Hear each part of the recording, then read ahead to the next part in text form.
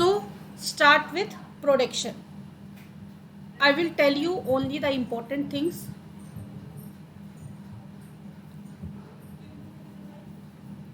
Production means converting any input to output. In general, we can say that production means converted input into output, or we can say that creation or addition of utility. Creation or addition of utility means after doing some process, if we are able to make it useful for the consumer, then we can say that it is production. Means different people define production in different way. Input output is the general particular definition, and there are other definitions also, like converted all the input into output, create utility, create, you can see, create usefulness in the commodity is called production. Then production create three types of utility. One is form utility, place utility, and time utility. Means convert the form, then provide the product on a particular place, and create a particular utility according to the usage time of the product. Technically, we can say that form utility is related to convert natural resources, or you can say raw material, into processing utility means convert raw material into useful things, is called form utility from production point of view.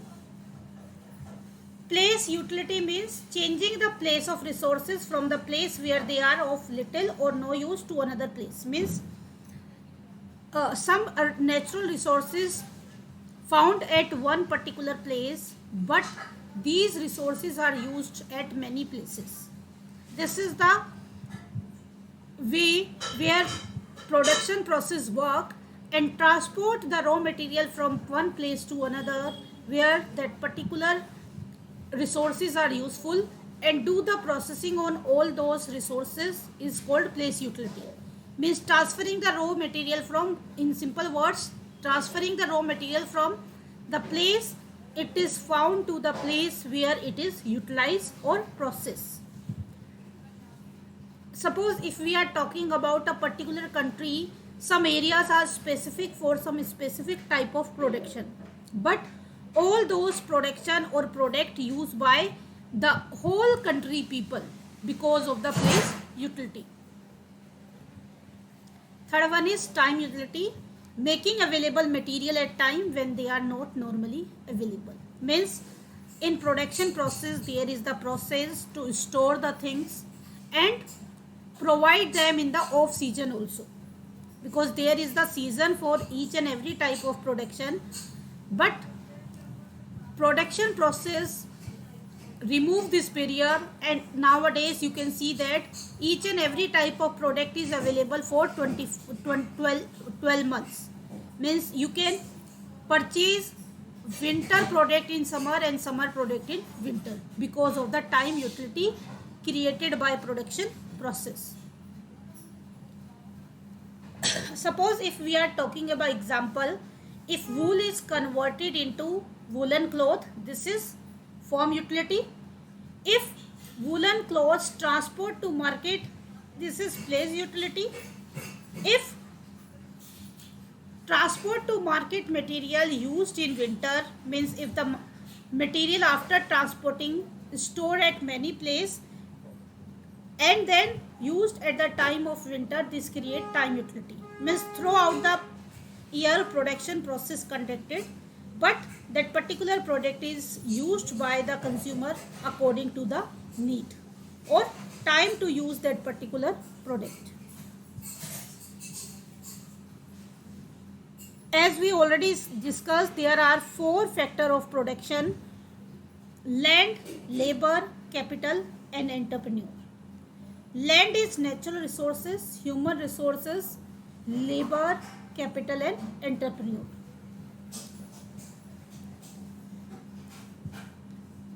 We all know land is nature gifted particular source of natural or production particular source of nature, or you can say this is the natural source of production. You all know, there is no need to go further detail in this. Then characteristics of land: free gift, limited quantity. Each and every country has limited quantity, can't be shifted from one place to another. Property of land can't be destroyed. Land yield any result unless human efforts are employed.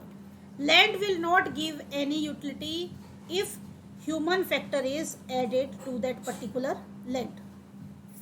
Similarly, labor, mental, physical exertions directed to produce goods or services. All the things done by the human being to convert anything from particular raw form to the useful form is called labor. Then after that, characteristics of labor: directly connected with human efforts, highly perishable. Highly perishable means a labor cannot store his labor. As the age passes by, as the time passes by, the capacity of each and every person reduces. You can't store the labor in a stock. Inseparable from labor, you can't separate the labor from the person who are possessing that particular skill. And then all labor is not productive. It may be possible all labor is not identically productable, or you can say that some labor is productable or some labor is not productable. Means all things not identical in case of labor.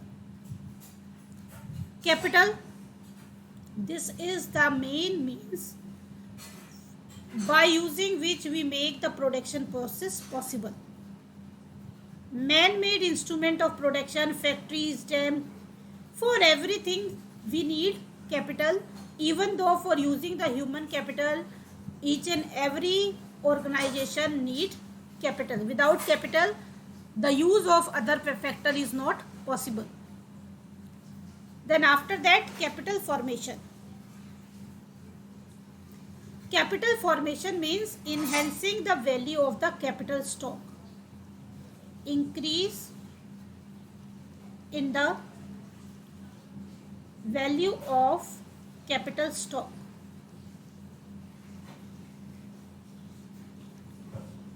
It is in the form of investment. It is in the form of stage of capital formation. For example, saving, then mobilize saving means investing saving in different venture. By doing this, capital formation is happen. Means if you save money from your salary and keep it at your home, then this thing is not useful for any economy or any production process. When you will invest your saving, then this thing help in the production process. Investment of saving is called capital formation. Means by investing your saving, you are enhancing the value of the money. Then entrepreneur, as you know, is the person whose knowledge, whose skill, whose strategy work for the betterment of the various factors of production. See, this entrepreneur is the organizer, the risk taker, and there are lots of other names used for the risk entrepreneur, because that person create the strategy, apply that particular strategy in the production process and getting the result. It means we can say that for looking after all other resources of production, entrepreneur is required. Without entrepreneur, there is no use of other resources. Means entrepreneur decide the capital structure, entrepreneur decide how the organization will raise the fund, how they will able to organize the labor, how they are able to organize the land. Each and every decision is taken by entrepreneur. As we already discussed, entrepreneur do financial risk analysis, technical risk analysis, create new idea, all these things done by entrepreneur. Then after that, production function. Production function create the relation between various inputs and output. What type of inputs or raw material or things or factor you used in the production process are called input, and the result of all those input after processing is called output. If we are presenting input and output in a function, in an equation, that particular equation or function is called production function. We can classify production function for study point of view into two categories: short period and long period. This short and long period is not related to any time period, means 6 months, 1 year, 2 year. This short period and long period depend on capital and labor. The situation where capital is fixed means company is not easily able to change the capital of a company. They are only able to change the labor. Then we can say that the time period is short term time period, means capital is fixed and labor is variable. If you want to increase the production of your company, then you have to increase the labor. You will use the overtime, you will use more number of people for working on the same infrastructure, but you are not able to increase your infrastructure, you are not able to purchase new machinery, you are not able to purchase expensive equipment in that particular short period of time. This short period of time different from different business. For some business 3 months is short period, for some business 6 months is short period, beyond that long period. For some business 1 year is short period, for some business 2 year is short period, for some business 3 year is short period. There is no definition of short period and long period on the basis of time period. Depend on the nature of the commodity, perishability of the commodity, durability of the commodity. According to that, each and every organization decide their short term and long term. In short term, this point is important. In short term, law of variable proportion is applied. This law states that if we are using successive unit of inputs, then initially the production increases at a faster rate, then at a constant rate, and beyond a limit, if we are increasing variable factor, then production start declining. I am repeating for your reference. I mention each and everything in detail in the slide. I will share with you, but try to the concept behind it. This law of variable proportion is also called short term law. This particular law is also called variable factor law.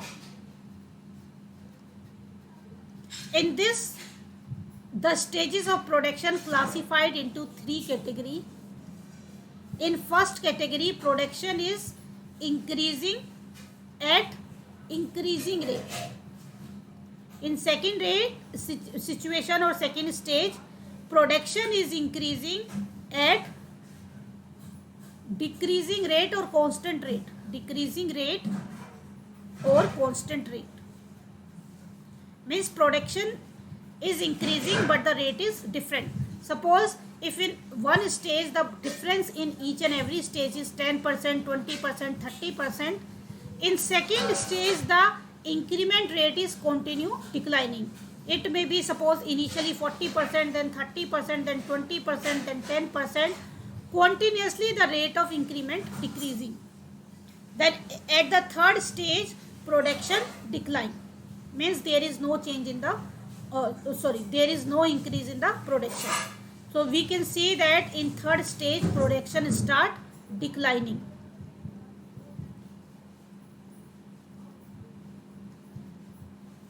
Wait, I write it properly.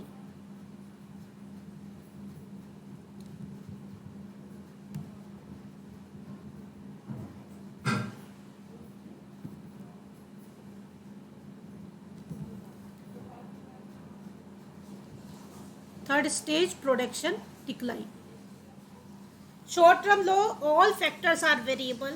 but technically we are using the word variable, but the factor of production which are variable in long term also, these factors are land and labor, land and labor and capital only.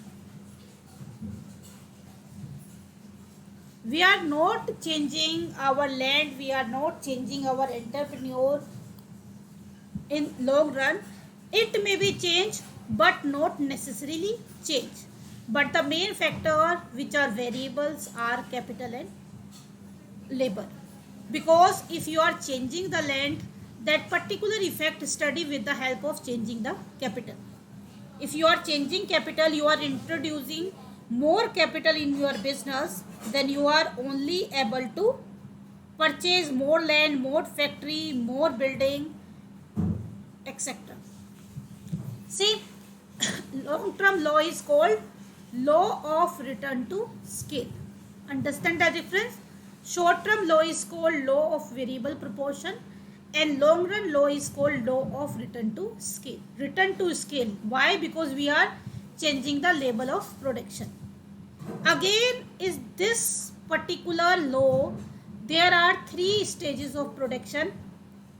First one is increasing return to scale, then decreasing return to scale, and after that second number पे आएगी constant return to scale, and then third number पे आएगा decreasing return to scale. But the difference also in the formation of these two laws. See this with the help of diagram and various concept. If we are talking about the concept of law of variable proportion or short term law, if the question is about 3 stages of production,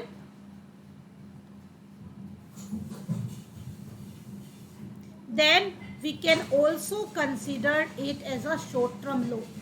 Point to be noted, there are 3 stages in long term law also, but if the question is about 3 stages of production, then consider it short term law by default if nothing is mentioned.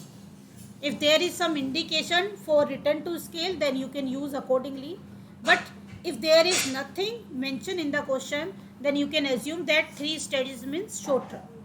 In short term, production classified into 3 category: total production, average production, and marginal production. Total production is the summation of all marginal production. Average production, total production upon में number of output unit, and marginal production, change in total production. You can say that TUN minus TUN minus 1 by formula. Or I told you, when you are using the word marginal, marginal means the derivative of function. Here we are talking about product, therefore we can say that marginal production is d upon dx of total production. Means d upon dx means derivative of TP means total production. I already told you what is total production. You can go through this. If you will find any difficulty, we will discuss that. Average production, I already told you marginal production. Then after that, relation between average production and marginal production. See, as far as marginal production is increasing, marginal production means, anybody tell me what is marginal production? What do you understand by marginal production?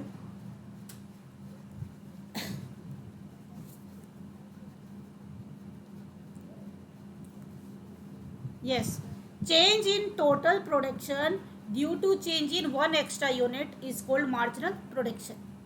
अब आप decide कर रहे हो कि भाई आपको अपना extra production करना है या नहीं करना है, तो वो डिसीजन आप किसके बेस पे लेते हो? You are taking on the basis of marginal production. Means आपको ये ध्यान रखना पड़ता है कि अगर आपको एक्स्ट्रा इनपुट्स लगाने से कोई एडवांटेज हो रहा है तो आप एक्स्ट्रा यूनिट्स लगाओगे, नहीं हो रहा है तो नहीं लगाओगे.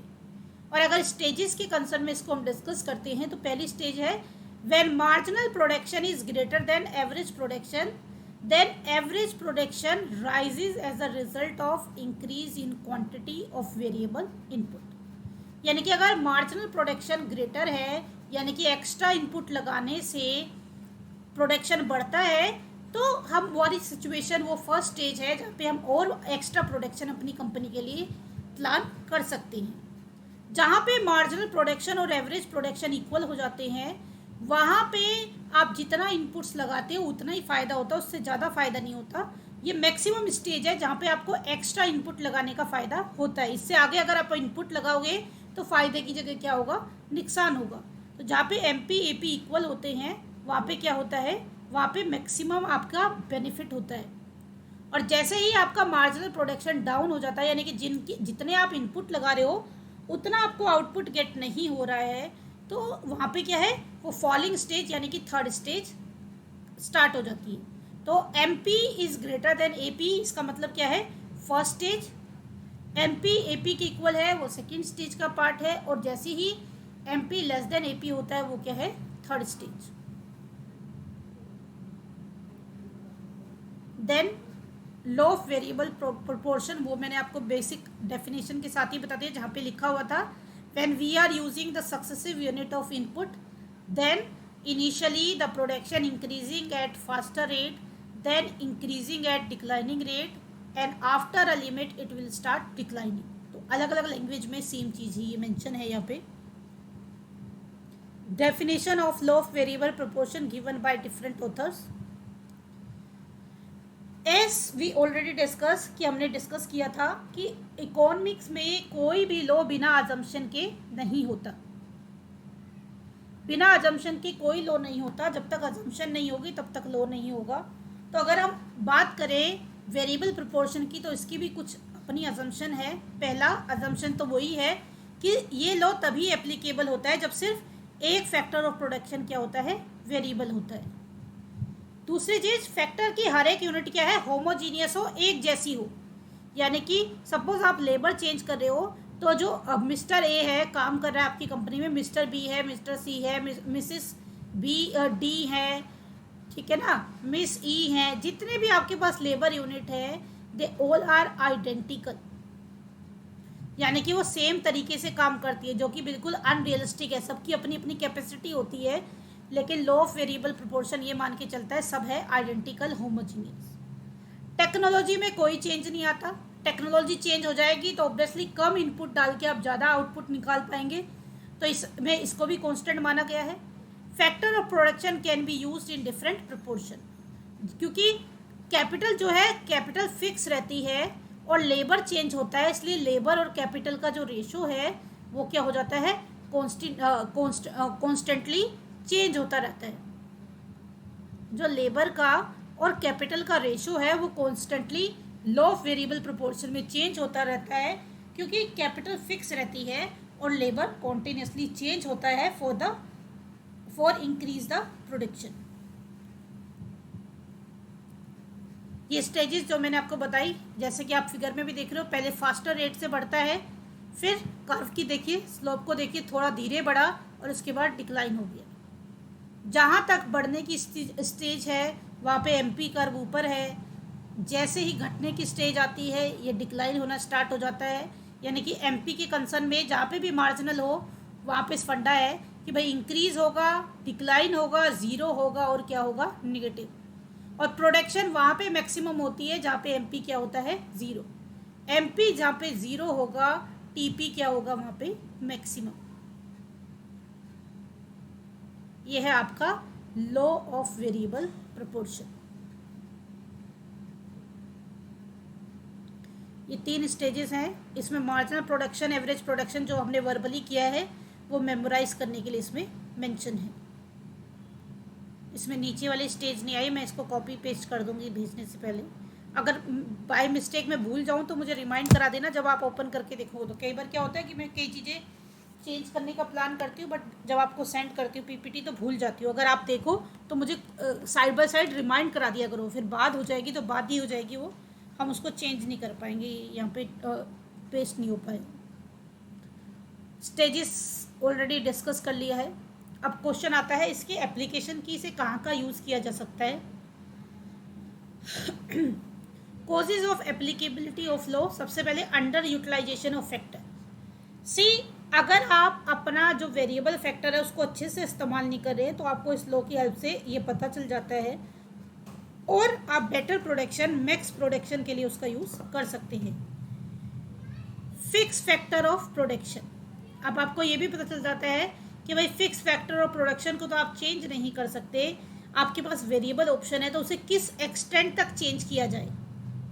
ऑप्टिमम प्रोडक्शन मीन्स कितने लेवल पे प्रोडक्शन करें, क्या आप अपनी कंपनी में 1000 यूनिट प्रोड्यूस करें, 10,000 यूनिट प्रोड्यूस करें, 1 लाख यूनिट प्रोड्यूस करें, जिससे कि आपके पास एंड सो ऑन आपके लिए बिजनेस क्या हो, प्रॉफिटेबल हो। तो अपने बिजनेस के लिए लेवल डिसाइड करना ऑप्टिमम प्रोडक्शन डिसाइड करने में हेल्प करती है। हर एक जो रिसोर्स है, यानी कि जो चारों फैक्टर ऑफ प्रोडक्शन है, लैंड, लेबर, कैपिटल और एंटरप्रेन्योरशिप, वो इम्परफेक्ट सब्स्टिट्यूट है। हम एक की जगह पे दूसरा नहीं लगा सकते हैं। एज यू नो कि लेबर इंटेंसिव और कैपिटल इंटेंसिव भी एक क्राइटेरिया होता है, यानी कि अगर आप लेबर ज़्यादा लगाते हो, कैपिटल कम लगाते हो तो उसे बोलते हैं हम लेबर इंटेंसिव। अगर किसी बिजनेस में आप कैपिटल ज़्यादा लगाते हो और लेबर कम लगाते हो तो उसे हम बोलते हैं कैपिटल इंटेंसिव। लेबर ज़्यादा कैपिटल कम, लेबर इंटेंसिव। कैपिटल ज़्यादा लेबर कम, कैपिटल इंटेंसिव। तो कॉम्बिनेशन में एक लेबर और कैपिटल को हम सब्स्टिट्यूट कर सकते हैं, लेकिन इस लॉ ने क्या माना है, इस लॉ ने माना है कि फैक्टर ऑफ प्रोडक्शन को एक दूसरे से सब्स्टिट्यूट नहीं कर सकते। Law of return to scale, as we already discuss कि यहाँ पे सारे के सारे फैक्टर वेरिएबल होते हैं। आपके पास एक फैक्ट्री है, आप 2 फैक्ट्री, 3 फैक्ट्री, 4 फैक्ट्री खरीद सकते हैं, बैंक से लोन ले सकते हैं, कैपिटल अरेंज कर सकते हैं। तो लॉन्ग टर्म वो टाइम पीरियड है जहाँ पे आप ये सारी एक्टिविटीज़ करने के लिए डिसीजन ले पाएँ। 3 स्टेजेस हैं, कांस्टेंट, इंक्रीजिंग एंड डिक्रीजिंग। इनको डायग्राम से समझते हैं 1 बाय 1। डायग्राम वाली आई थिंक मैंने हाइड कर दी है, मैं बना के दिखा देती हूँ आपको। अगर if we are talking about constant return to scale, तो यहाँ पे जो चेंजमेंट होता है वो क्या होता है, इक्वल, यानी कि जो गैप है ये चेंजमेंट है। यानी कि सपोज अगर एक आप कर्व से दूसरे कर्व में शिफ्ट होते हो, उसकी वजह से आपका चेंज आ रहा है 10,000 यूनिट का, उससे ऊपर वाले कर्व पे आप जाओगे, इसको बोलेंगे 10,000 यूनिट, उससे ऊपर वाले पे जाओगे, इसे बोलेंगे 10,000 यूनिट। कंज्यूमर के कंसर्न में इसे इंडिफरेंस कर्व कहते हैं। अब मुझे बताइए प्रोडक्शन के कंसर्न में इस ये जो कर्व बना रही हूं मैं, इन कर्व को क्या कहते हैं। जैसे प्रोडक्शन के कंसर्न में इन कर्व को हम इंडिफरेंस कर्व कहते थे, प्रोडक्शन के कंसर्न में इन्हें क्या कहेंगे।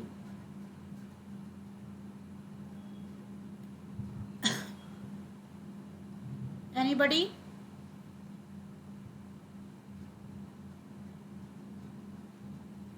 कौन सा कर्व होगा ये प्रोडक्शन और प्रोड्यूसर पॉइंट ऑफ व्यू से, याद है किसी को? आइसोक्वांट कर्व, याद आया? क्या बोलते हैं इनको, आइसेंकोंट कर्व। ये जो हम law of return to scale में जो कर्व बनाते हैं इसको बोलते हैं आईक्यू कर्व या आइसोकोंट कर्व, या इसको बोलते हैं प्रोडक्शन कर्व। ये कर्व क्या बताता है, जैसे इंडिफरेंस कर्व क्या बताता था, indifference curve shows the satisfaction derived by the consumer by the different combination of 2 commodities. एक कंज्यूमर को 2 अलग अलग वैरायटी के डिफरेंट कॉम्बिनेशन से जो यूटिलिटी गेट होती है, जो फ़ायदा गेट होता था, जिससे उसे सेम सेटिस्फेक्शन मिलती थी, वो बताता था। और higher indifference curve shows higher level of satisfaction. अगर प्रोडक्शन पॉइंट ऑफ व्यू से इसको बात करें तो आइसोक्वांट कर्व इसे कहते हैं। इंडिफरेंस कर्व की जगह इसका नाम क्या हो जाता है, आइसोक्वांट कर्व। और आइसोक्वांट कर्व की डेफिनेशन भी सेम रहती है। Isoquant curve is the curve which shows various unit of production produce by using 2 factor of production, it may be labour और कैपिटल। अगर आप 2 फैक्टर ऑफ प्रोडक्शन को इस्तेमाल करके कुछ यूनिट प्रोड्यूस करते हैं तो आपका जो एक कर्व बनता है उसे बोलते हैं आइसोक्वांट कर्व, यानी कि एक आइसोक्वांट कर्व पे जितने भी पॉइंट है सब पे आउटपुट क्या है, सेम है. And higher isoquant curve shows higher level of output.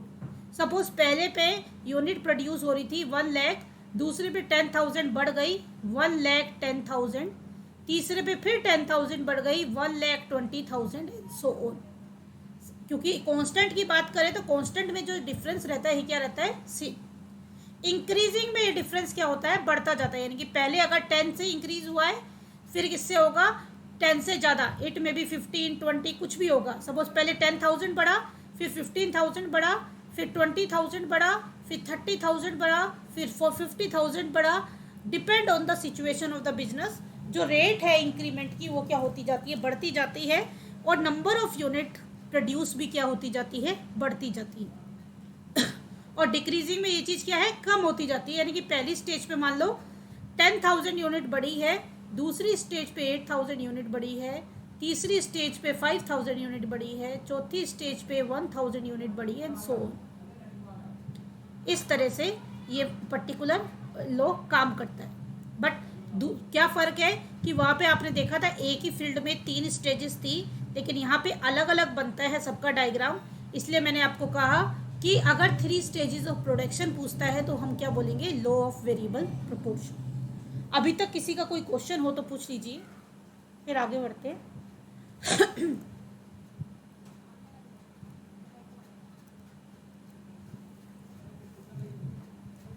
All clear है सबको अभी तक? आगे देखिए, मैंने पहले डिसाइड किया था कि मैं आपको एमसीक्यू से कराऊं इकोनॉमिक्स, क्योंकि इकोनॉमिक्स बहुत बड़ी है. और अगर कोई इकोनॉमिक्स को ध्यान से देखे तो बहुत सारे क्वेश्चन होते हैं, और अगर नहीं ध्यान से देखे तो सबको लगता है 2-4 क्वेश्चन ही आते हैं.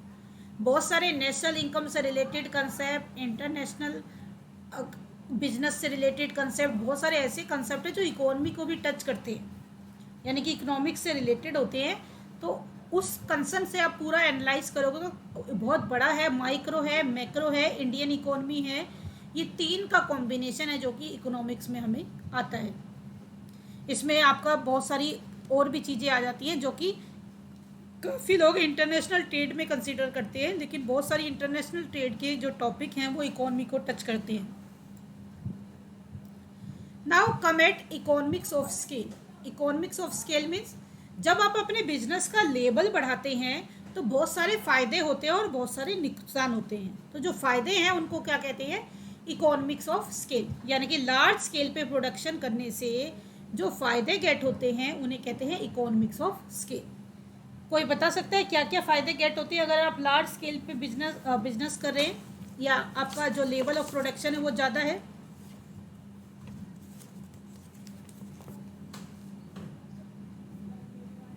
ठीक है, पर यूनिट ऑफ कॉस्ट प्रोडक्शन कम हो जाती है. कैसे?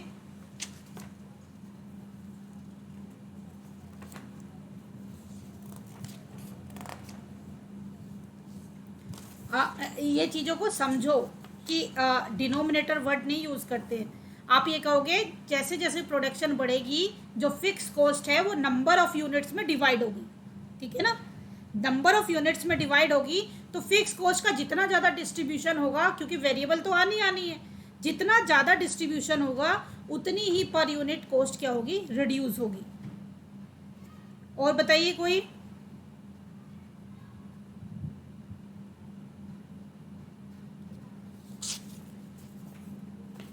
नेक्स्ट क्या हो सकता है कि आपको जो रॉ मटेरियल है वो चीपर रेट पे मिल सकता है. भाई आप लार्ज स्केल पे कर रहे हो, आप बल्क में जब मटेरियल उठाओगे तो आपका जो सप्लायर है आपको सस्ता मटेरियल दे देगा, वो भी एक इकोनॉमी है. लार्ज स्केल पे जब आप प्रोडक्शन करते हो आपकी मार्केट में एक अच्छी गुडविल क्रिएट होती है, ईजिली आपको लोन मिल जाता है, ईजिली आपको सप्लायर मिल जाते हैं. बहुत सारी ऐसी चीज़ें हैं जो आसानी से आपको गेट हो जाती हैं. तो उन इकोनॉमी को स्टडी पॉइंट ऑफ व्यू से 2 पार्ट में डिवाइड किया गया है.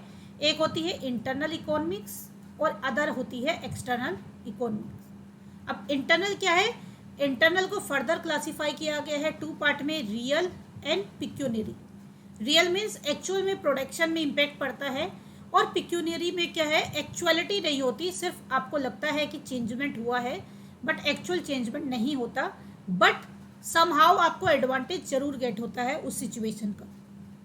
और जो एक्सटर्नल इकोनॉमी है वो economics of concentration, economics of information, economics of disintegration, इनको समझिए किस तरह से इनको हम करते हैं।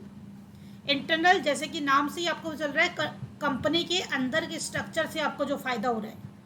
When firm increases scale of production it enjoy several economics which are termed as internal economy, और इनको कहते क्या है, all those which are open to a single factory. क्योंकि इंटरनल है, इट मीन्स ये क्या है, फर्म स्पेसिफिक है, कंपनी स्पेसिफिक है, यानी कि जो कंपनी अपना स्केल बढ़ा रही है उसकी प्रॉपर मैनेजमेंट से, बेटर यूटिलाइजेशन ऑफ रिसोर्सेज से, बेटर डिसीजन मेकिंग से सिर्फ उसी कंपनी को फायदा हो रहा है, और इंडस्ट्री में किसी भी कंपनी को बेनिफिट नहीं गेट हो रहा है। इसलिए इनको इंटरनल कहते हैं, क्योंकि ये क्या है, फर्म स्पेसिफिक है, कंपनी स्पेसिफिक है।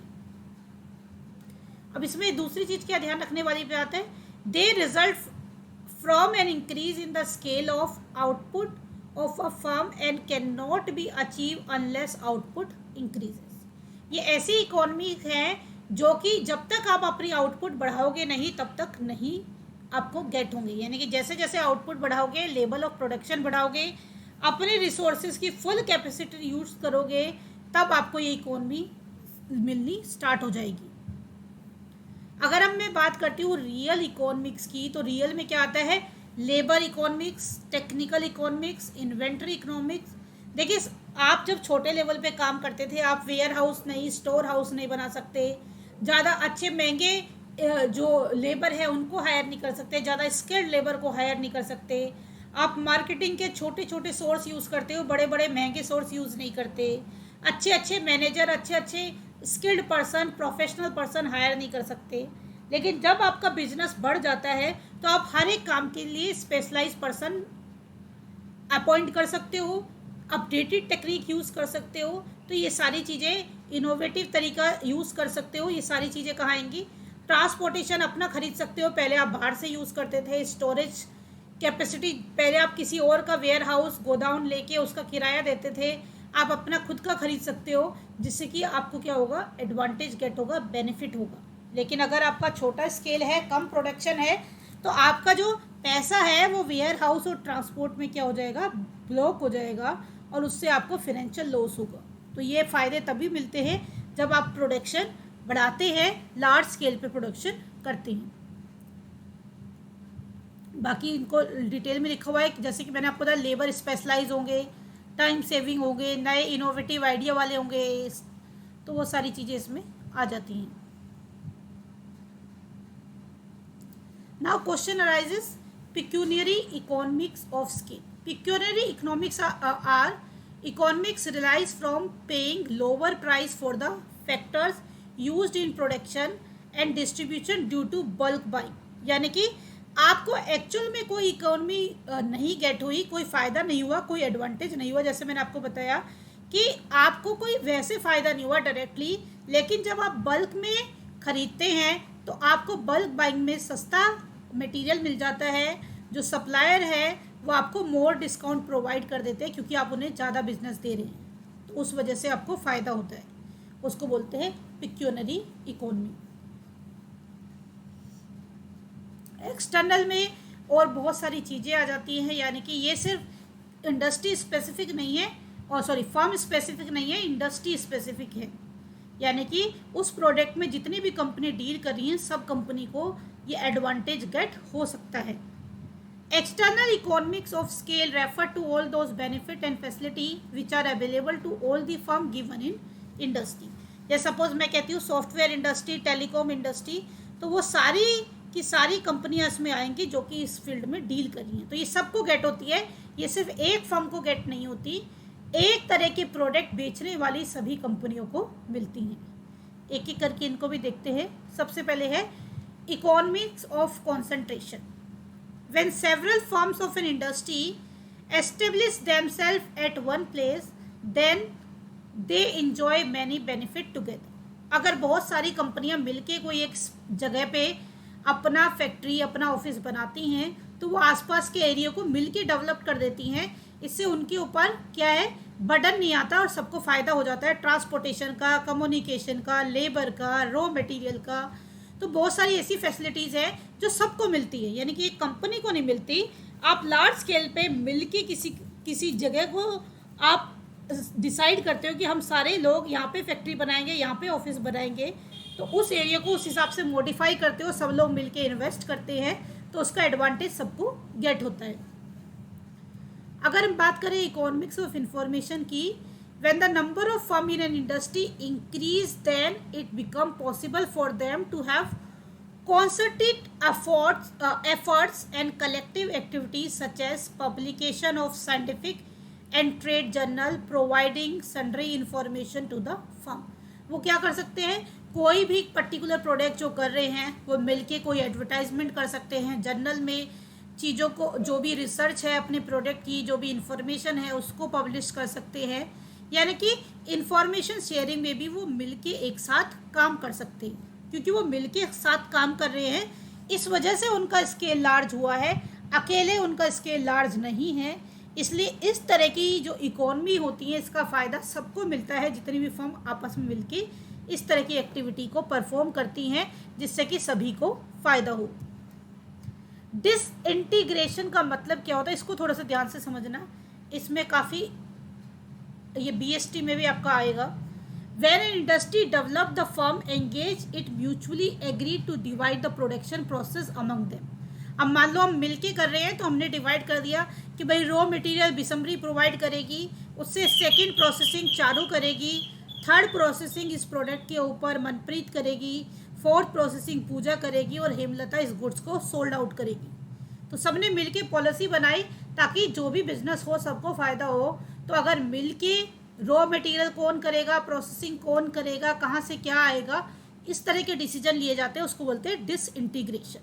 ये डिसइंटीग्रेशन 2 टाइप्स के होते हैं, horizontal disintegration and vertical disintegration.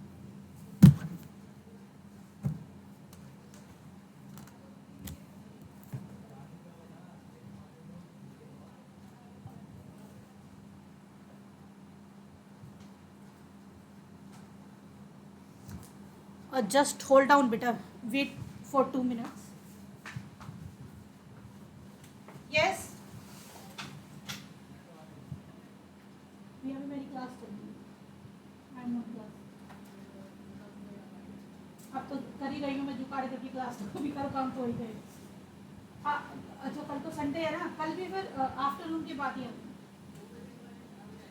हाँ ठीक है, 4 बजे आती।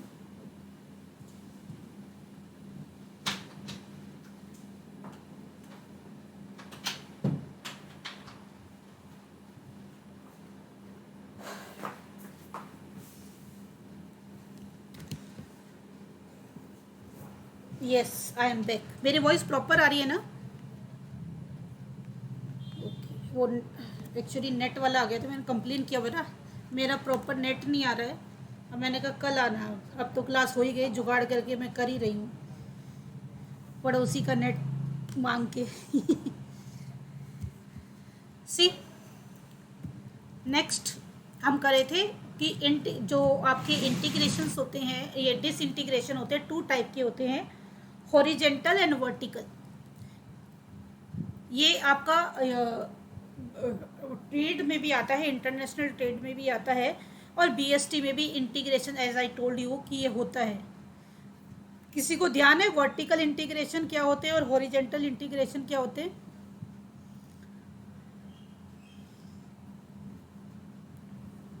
हाँ जी,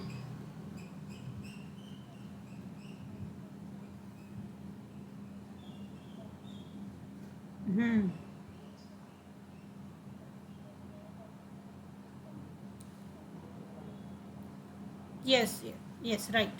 यानी कि सपोज कि भाई एक कंपनी रॉ मटेरियल प्रोवाइड कर रही थी, दूसरी कंपनी उस रॉ मटेरियल को प्रोसेस कर रही थी, और तीसरी कंपनी जो है उसको मार्केट में सोल्ड कर रही थी।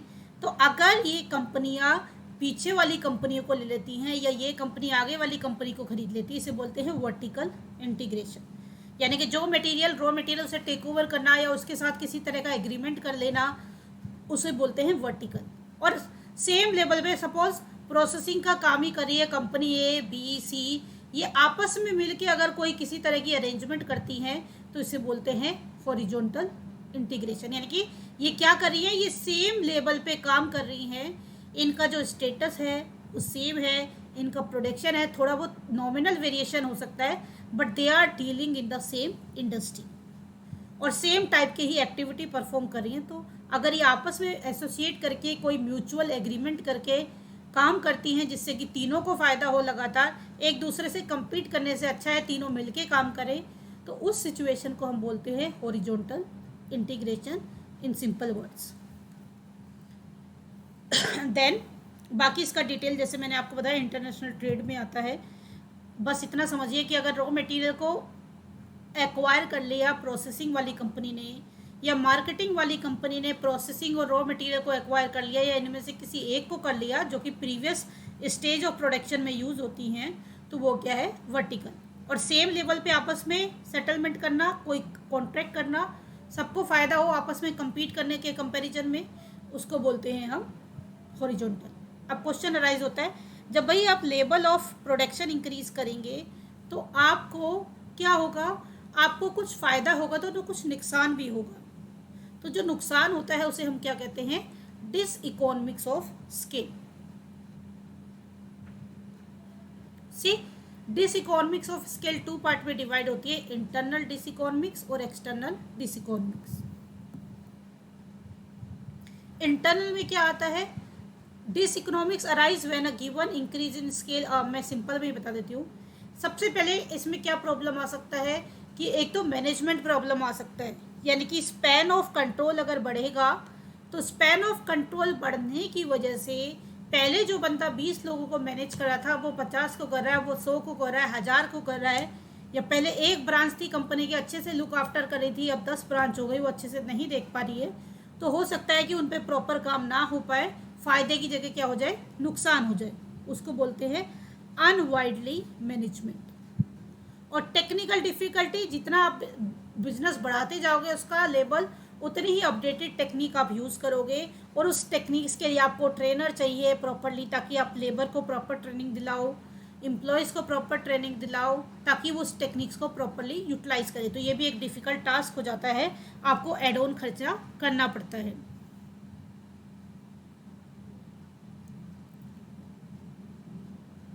MCQ आप लोग ट्राई करना पहले, देन मैं आपको इसके आंसर भेज दूंगी। ये बिना आंसर के ही हैं सारे। थोड़ा सा आप अपने जो भी आपने पढ़ा है उसको चेक कर सकते हैं। Next topic is cost analysis. सी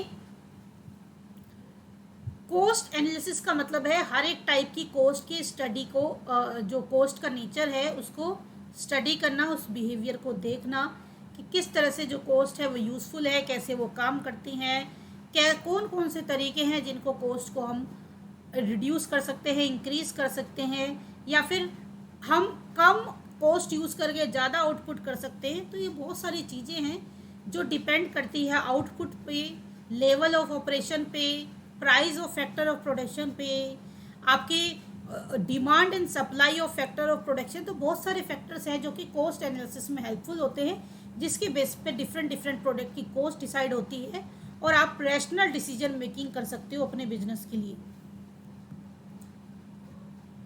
अभी जो कॉस्ट कॉन्सेप्ट है उसको ब्रॉडली 4 पार्ट में हम डिवाइड करके पढ़ते हैं स्टडी पॉइंट ऑफ व्यू से। इकोनॉमी में उसको हम 4 पार्ट में पढ़ते हैं, और 4 पार्ट में सबसे पहला पार्ट क्या है, accounting cost and economic cost, then outlay cost and opportunity cost, then direct cost and indirect cost, उसके बाद fix cost and variable cost. See अब एक एक को समझते हैं। ये सारी डेफिनेशन हमें किसके बेस पे देनी है, ये सारी डेफिनेशन इकोनॉमिक्स के बेस पे देनी है, क्योंकि कॉस्ट की डेफिनेशन अकाउंटिंग में और इकोनॉमिक्स में क्या होती है, कुछ कुछ कॉस्ट की डेफिनेशन बिल्कुल अलग होती है। कोई मुझे बता सकता है अकाउंटिंग कॉस्ट क्या होती है?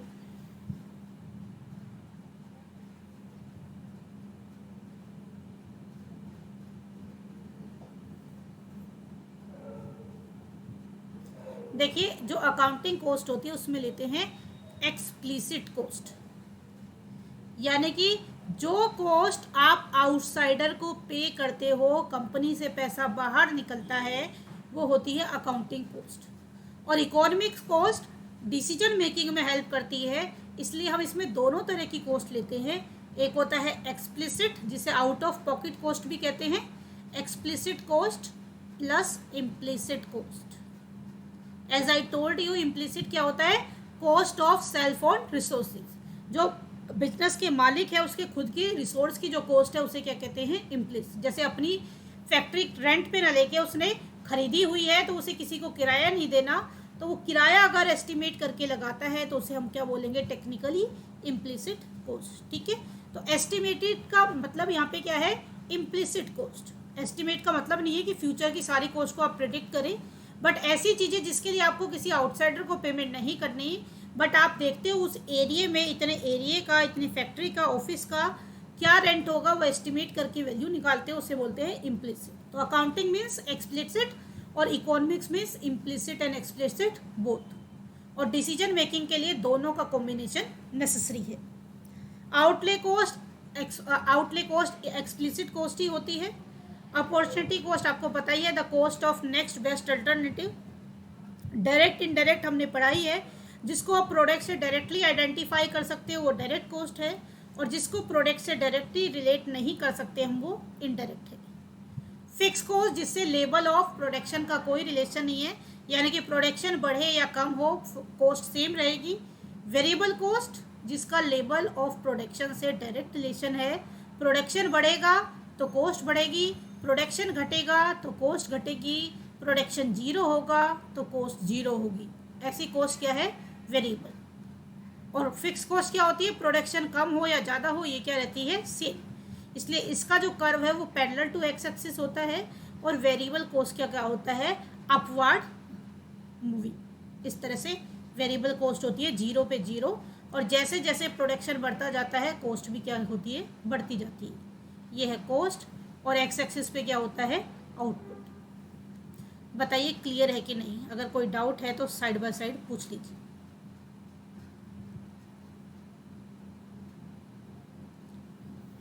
क्योंकि मैं इसीलिए डिटेल में ही पढ़ाते चल रही हूँ, क्योंकि मैंने आपको पढ़ने के लिए दिया तो कहीं ना कहीं मैं सेटिस्फाई नहीं हुई। मुझे लगा कि अंडरस्टैंडिंग लेवल से आपने उसे नहीं लिया, क्योंकि रीडिंग तो आपने आज से पहले भी बहुत बार की होगी।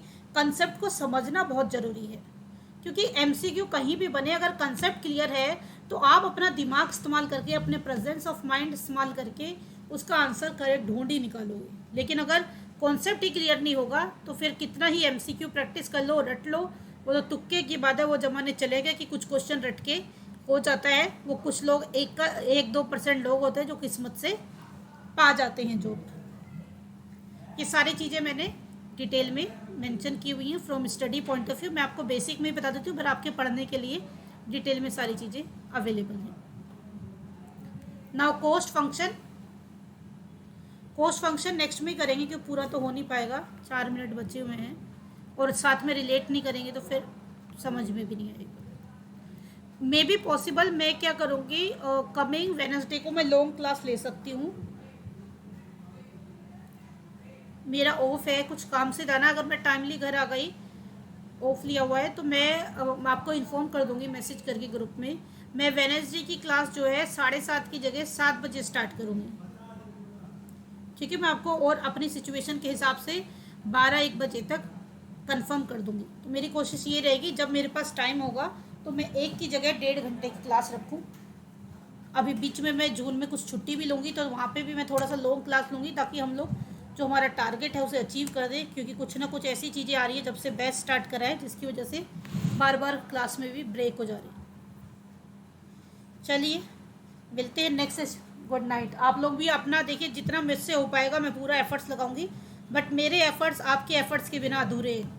आप अगर रिवाइज नहीं करेंगे, मेमोराइज नहीं करेंगे, प्रैक्टिस नहीं करेंगे तो कुछ नहीं हो पाएगा। जो प्रीवियस क्वेश्चंस हैं आपको, जैसे सारे लेक्चर के साथ मैंने एमसीक्यू भेजे हुए हैं, नोट्स भेजे हुए हैं, तो वो एमसीक्यू नोट्स एटलीस्ट कुछ नहीं करते तो जितना मटेरियल मैं भेज रही हूँ उसको टाइम टू टाइम बार बार रिवाइज करते रहो, वो बहुत ज़रूरी है। अभी 1 जून से हम लोग फिर से अपना वही टेस्ट वाला स्ट्रक्चर कराएंगे, बट टेस्ट में भी आप सब लोग अपीयर ही नहीं होते हो, तो टेस्ट लेने में भी मज़ा नहीं आ पाता है। टेस्ट में भी जितना हो सके अपीयर हो, ताकि एवरी संडे एक एक टेस्ट रखें। एक संडे मैथ्स का रख दिया, एक संडे कॉमर्स का रख दिया, एक संडे मैथ्स का रख दिया, कॉमर्स का रख दिया। इस तरह से एक वीक में कम से कम 2 टेस्ट दो, और खुद से अपना टारगेट सेट करो कि अभी 2 दिन 3 दिन में, मतलब हफ्ते में 2 मॉक टेस्ट लगा लो। कोई भी प्रीवियस ईयर मॉक टेस्ट का मतलब क्या, आप प्रैक्टिस करो, प्रीवियस ईयर पेपर उठा लो। प्रीवियस ईयर पेपर आपके पास हैं तो ठीक है, वरना मैं एक जिप फोल्डर में एक बार दोबारा से आपको सेंड कर देती हूँ, जितने मेरे पास हैं, KVS, DSSB, PGT, आर्मी, मेरे पास बहुत सारे पेपर हैं। मैं एक जिप फोल्डर बना के वो भी आपको दोबारा से सेंड कर देती हूँ, उसी को as a mock test use करो और देखो कि कितने घंटे में कितना कर पा रहे हो, कितना आपका करेक्ट हो रहा है। अभी आ रही है? चलिए, क्लास पूरी होने के बाद गई है, ये भी अच्छा है। कल तक हो जाएगा होपफुली। मैंने अब उसे कल बुलाया नेट वाले को, कल संडे को मैं ये नेट की प्रॉब्लम सॉर्ट आउट कराती हूँ, ताकि किसी भी तरह की नेटवर्क की वजह से कभी क्लास में प्रॉब्लम ना हो। मिलते हैं नेक्स्ट सेशन में। Bye bye and take care.